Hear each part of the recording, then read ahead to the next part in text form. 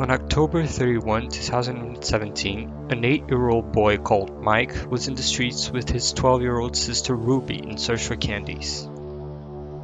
Before arriving at a house where a weird family lived, they saw a strong light coming out of the window on the 3rd floor.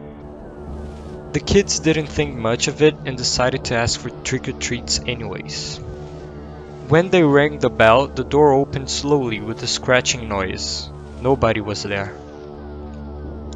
Since they were very brave kids and also a bit stupid, they decided to enter so as to see what was going on. The house was extremely dark and dusty and they had to use their phone flashlights to see.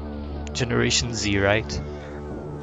It felt like an infinite labyrinth to find the stairs, but eventually they made it. On their way up, they came across a giant and unusual shadow that caught their attention, so they followed it. Finally, the shadow faded. It was still very dark, but one could clearly see that strong light on the floor above. The children thought the shadow was taking them towards the light, but it wasn't. It was actually taking them to a gigantic path of traps and enigmas, but those were clever children, enough at least to access Google.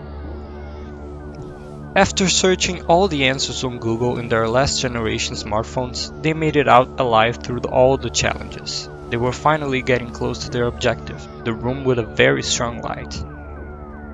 Following the light, they ended up meeting a very tall, slim, and suspicious guy that had an Italian accent, what made him seem more evil. He told the children, "Come, come, you will love this," and so the children followed him. Finally, they arrived at the enlightening room. What they found was absolutely disgusting and terrifying, a very old woman putting children to burn in a cauldron. Since there was no escaping from the house anymore, they ended up being burnt alive. Moral of the story, be curious, but not too much. The end.